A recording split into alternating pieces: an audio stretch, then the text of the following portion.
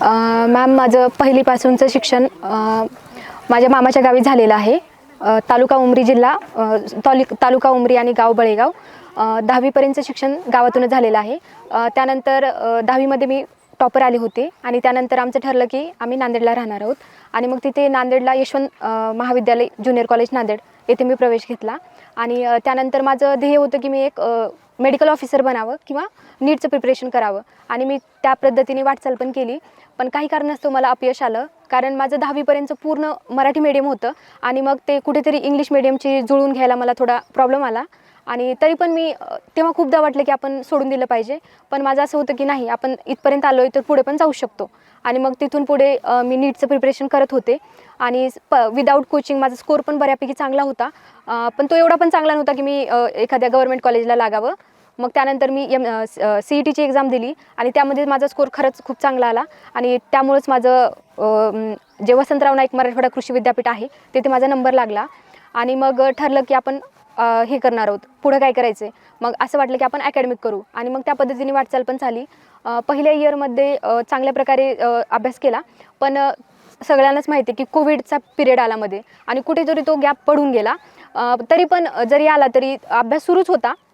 आणि त्यानंतर मग फायनल इयरला आम्ही कॉलेजला गेलो आणि त्यानंतर मग माहिती झालं की कुठेतरी आपण MPSC पण करू शकतो. मग हळूहळू त्या पद्धतीने वाटचाल पण केली.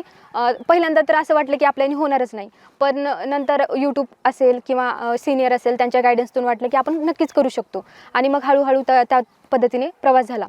मग मी पहिली प्री दिली ॲग्री MPSCची. तेव्हा माझा स्कोर होता, पण तो 2 मार्क कमी असल्यामुळे मी प्री क्वालिफाय नव्हते झाले. तेव्हा मला असं वाटलं की आपण दिलं पाहिजे सोडून, पण म्हणलं नाही, इथपर्यंत आलो तर परत पुढं करू. आणि मग त्यातून असं वाटलं, मग परत CETची एक्झाम दिली आणि त्या थ्रू माझा MSCसाठी नंबर लागला आणि तो पण महाराष्ट्रातील एका सगळ्यात चांगल्या युनिव्हर्सिटीत म्हणता येईल, ती म्हणजे महात्मा फुले कृषी विद्यापीठ राहुरी.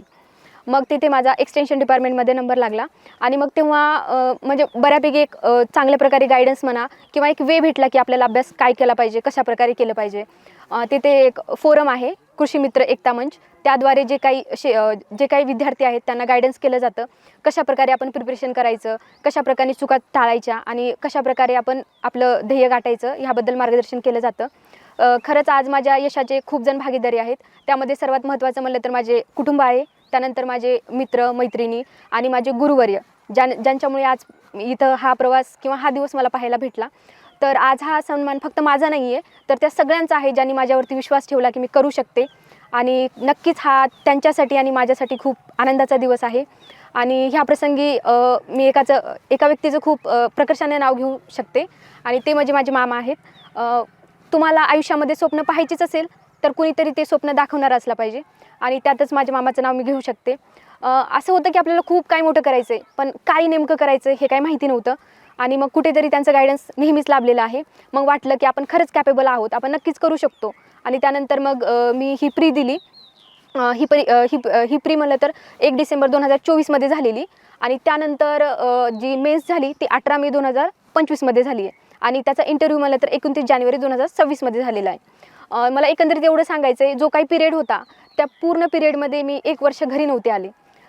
खूपदा घरच्यांनी सांगितलं की तू एकदा भेटून जा, एकदा येऊन जा, पण माझं असं होतं की नाही आहे, जायचं तर पोस्ट घेऊनच जायचं. आणि नक्कीच ती गोष्ट कुठेतरी मला लाभाचीच ठरलेली आहे. आणि ह्या 1 वर्षाच्या कालावधीमध्ये खूपदा वाटलं की आपण घरी जावं, 1 दिवसाचं जावं, पण असं होतं की घरी गेलं तर म्हणजे 2 दिवस जातील, परत तो रुटीन बसायला, परत त्या रूळवरती यायला वेळ लागेल.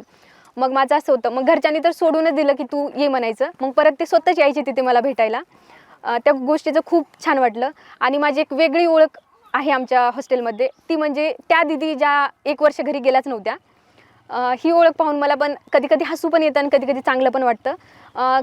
एक कन्सिस्टन्सी मी मेंटेन केलीच होती, त्यामुळे हे यश अनुभवायला आलं.